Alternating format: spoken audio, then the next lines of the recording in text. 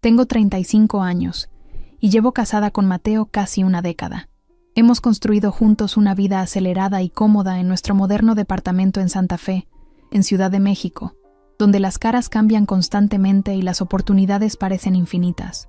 Mateo trabaja en un gran corporativo de tecnología, en uno de los rascacielos que definen la zona, y aunque he coincidido con algunos de sus compañeros en las típicas cenas de fin de año de la empresa, nunca me había implicado realmente en su mundo profesional hasta aquella tarde en que fui invitada al despacho de su jefe.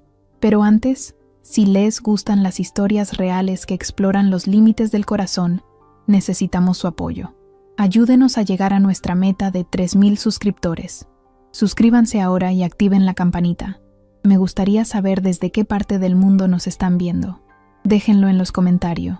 Era un jueves lluvioso, de esos días en los que el tráfico de la ciudad parece ir un poco más despacio.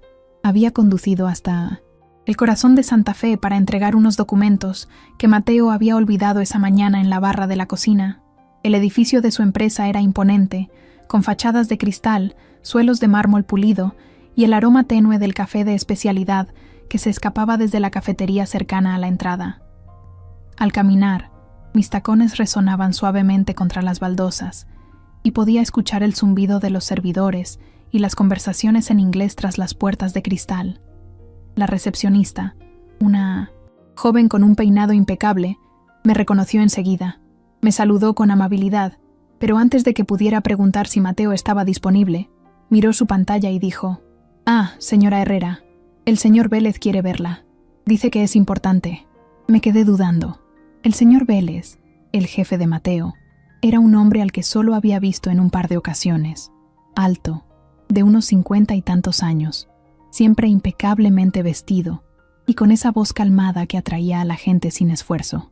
Había en él una autoridad silenciosa que obligaba a escucharle. No entendía por qué querría verme, pero la curiosidad me empujó a avanzar. Seguí las indicaciones de la recepcionista por el pasillo. La alfombra amortiguaba ahora mis pasos y el murmullo de la oficina se desvanecía en un rumor lejano. La puerta de su despacho estaba entreabierta y llamé suavemente. «Adelante, Sofía», dijo su voz. Lo primero que noté al entrar fue lo distinto que se sentía aquel despacho en comparación con el resto del edificio. Paneles de madera oscura cubrían las paredes, y en el aire flotaba un tenue aroma a cuero y cedro. Tras su escritorio se alzaba una estantería repleta de libros de negocios y arte, perfectamente alineados, y algunas fotografías enmarcadas, tal vez de su familia, aunque no me detuve a observarlas bien. Se levantó de su silla sonriendo de un modo que era a la vez cortés y desconcertantemente personal. «Me alegra que haya venido. Por favor, siéntese». Dejé los documentos de Mateo en el borde de la mesa, esperando entregarlos y marcharme enseguida. Pero entonces, con un clic suave, caminó hacia la puerta y echó el cerrojo. Por un instante se me cortó la respiración, no exactamente por miedo. Su postura, su expresión, todo en él seguía transmitiendo compostura y respeto. Pero el gesto fue deliberado y convirtió el aire entre nosotros en algo cargado de una tensión que no había previsto. Regresó a su silla, inclinándose un poco hacia adelante con las manos entrelazadas sobre el escritorio. «Quería hablar con usted en privado», comenzó con una voz baja, casi confidencial. «Se trata de Mateo y de algo que creo que merece saber». Mi mente se aceleró. Una docena de posibilidades cruzaron por mi cabeza, ninguna de ellas reconfortante. Busqué en su rostro alguna pista, pero su expresión seguía siendo impenetrable, firme, como si estuviera sopesando cada palabra antes de dejarla escapar.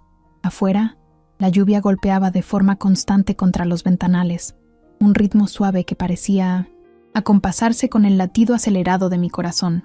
Me di cuenta de que también me había inclinado hacia adelante con las manos apoyadas en el regazo, esperando que continuara. «Llevo años observando a Mateo en su trabajo», dijo por fin, «y también he visto el precio que le está costando». No supe qué responder. Mi marido siempre había sido ambicioso, fiable, un hombre que cargaba sus preocupaciones en silencio. Pero allí estaba alguien afirmando haber visto grietas que yo nunca había notado. La mirada del señor Vélez se sostuvo en la mía, ya no con autoridad, sino con algo más suave, tal vez preocupación. Creo que la han mantenido en la oscuridad respecto a algunas cosas y no quería que lo oyera de otra persona. La sala parecía más pequeña, el aire más cálido, como si las propias paredes se inclinaran para escuchar. Sentí una extraña mezcla de aprensión y de otra cosa, una atracción, una conciencia del momento que iba más allá de las palabras que se estaban diciendo, y mientras comenzaba a contarme lo que había visto, supe que aquella conversación estaba a punto de cambiar la manera en que miraba a mi marido, y quizá también a mí misma. Me recosté en la silla. Mis dedos se aferraban a los reposabrazos intentando mantenerme firme mientras las palabras del señor Vélez empezaban a deshacer la tranquila certeza que siempre había tenido sobre mi matrimonio. Su tono era pausado, deliberado, pero cada frase caía en mi pecho como un pequeño peso. Mateo ha estado sometido a una enorme presión estos últimos 2 años, dijo, no solo por la carga de trabajo, sino por dinámicas en la alta dirección, cosas que sé que no le ha contado. Fruncí el ceño, repasando en mi mente las noches que llegaba tarde, las cenas a medio terminar, la manera en que los hombros de mi marido se vencían cuando creía que yo no lo miraba, y aún así, escucharlo descrito de esa forma me incomodaba. ¿Por qué me está contando esto?, pregunté. Se inclinó hacia adelante con los codos apoyados sobre el escritorio, y el leve crujido de su sillón de cuero llenó el silencio. Porque he notado algo. Se ha estado alejando del trabajo, de los amigos y quizá, incluso de usted. Su mirada se suavizó. No le digo esto para herirla, señora Herrera. Se lo digo porque creo que usted tiene el poder de llegar a él de una manera en la que nadie más puede. Sus palabras despertaron algo en mí, una mezcla de defensa y de una curiosidad dolorosa. Afuera, la lluvia había pasado a un ritmo más intenso, repiqueteando contra el cristal como un tambor callado. Miré hacia la ventana, en parte para darme un momento para respirar, en parte para ordenar mis pensamientos. Debió de percibir mi vacilación porque su voz se hizo más baja, casi conspirativa.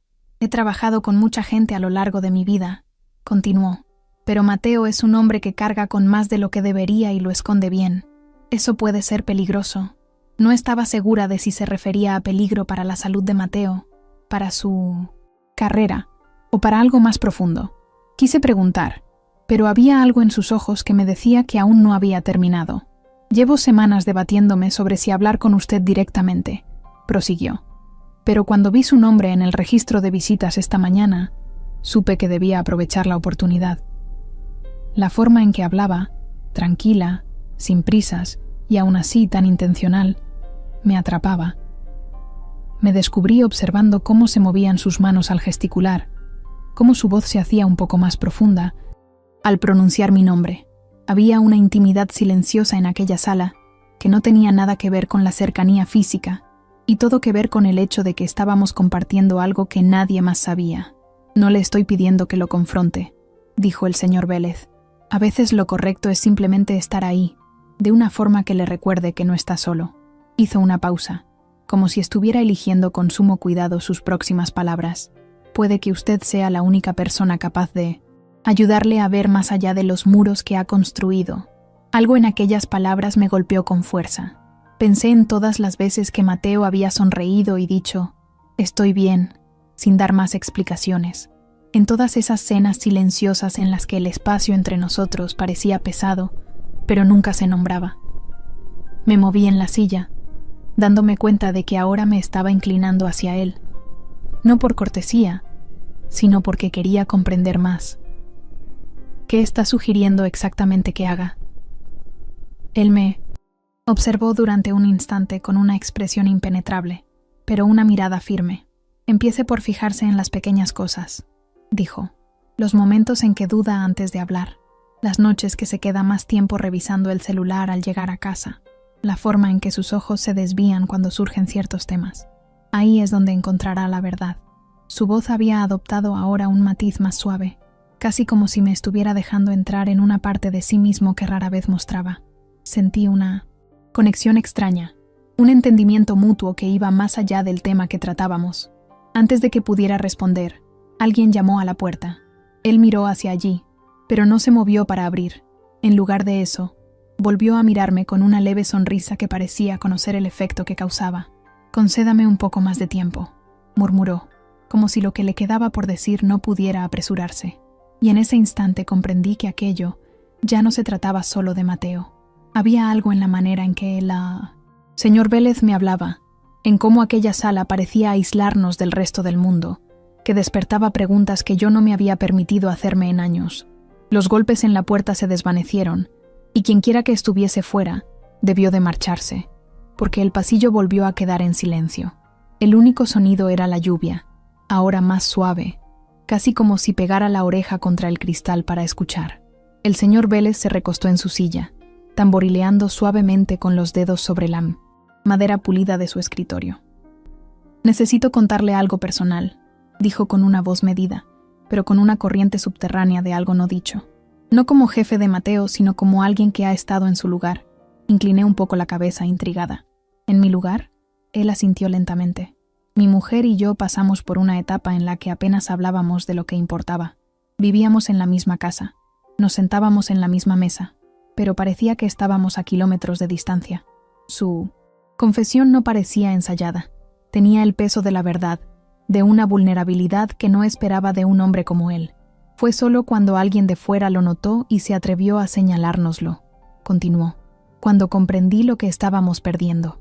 Me descubrí ablandándome, sintiéndome menos como si estuviera en un despacho con el jefe de mi marido, y más como si estuviera frente a alguien que entendía las fracturas silenciosas que pueden formarse en un matrimonio. No quiero ver a Mateo pasar por eso, prosiguió, y no quiero verla a usted preguntándose qué ha pasado. Sus ojos buscaron los míos, no de forma inquisitiva, sino como pidiendo confianza. Había algo en la forma en que me miraba, firme y sin prisas, que me hizo sentirme vista de una manera en la que no me había sentido en mucho tiempo.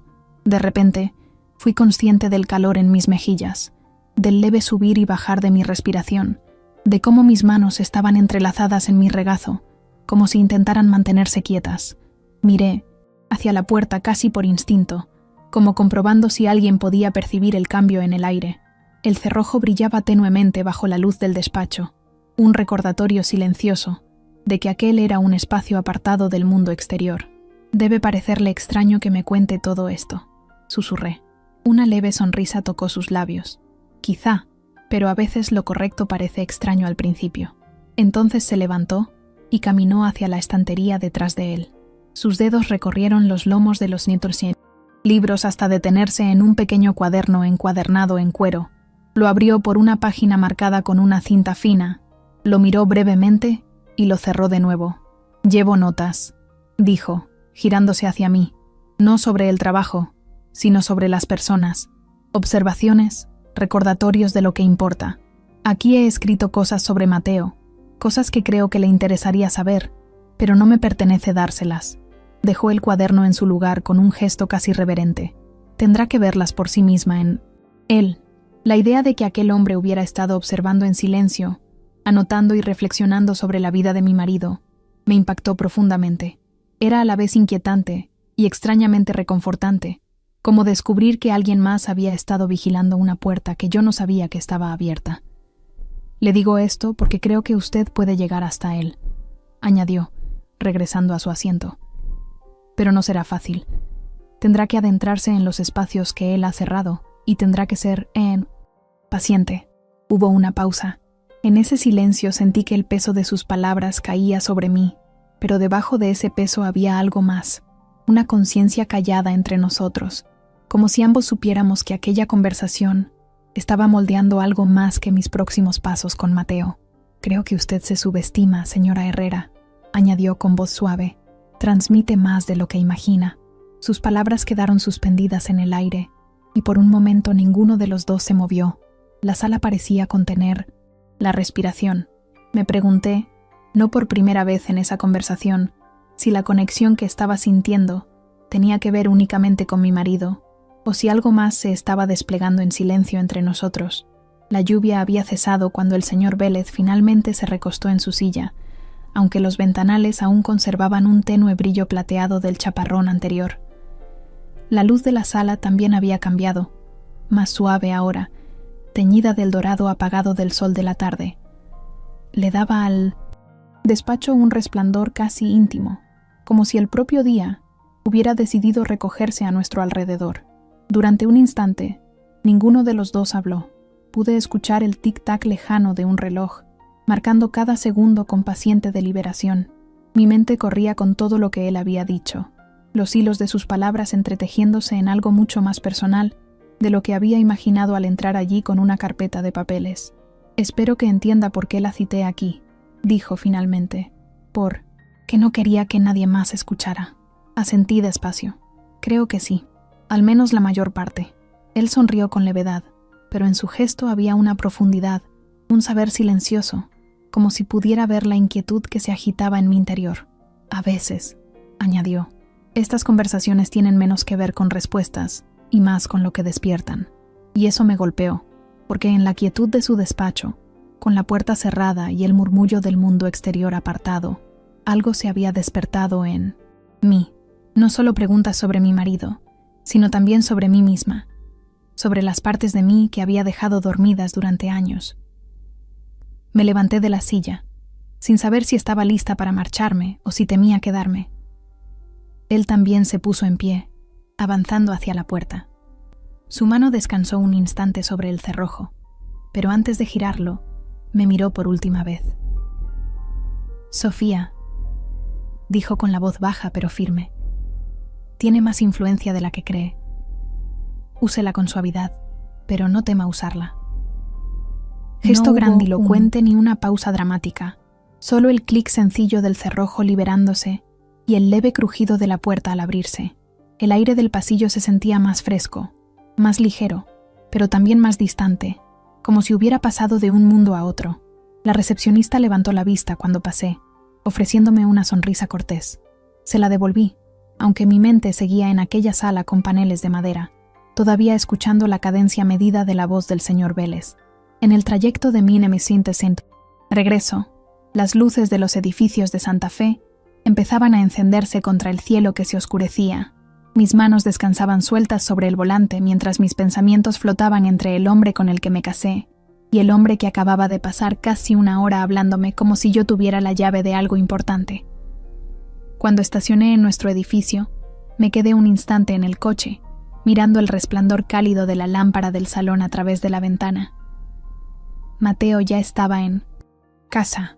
Verlo allí, su silueta familiar moviéndose por la estancia, me trajo una ternura que no había sentido en mucho tiempo. No sabía exactamente qué iba a decirle. Tal vez no dijera nada todavía, pero empezaría a notar las vacilaciones, los momentos de silencio, las verdades escondidas entre líneas, y quizá al hacerlo, no solo lograría llegar hasta él, sino también redescubrir las partes de mí que habían estado esperando en silencio a que alguien volviera a llamar a su puerta interior. Recordé las palabras del señor Vélez.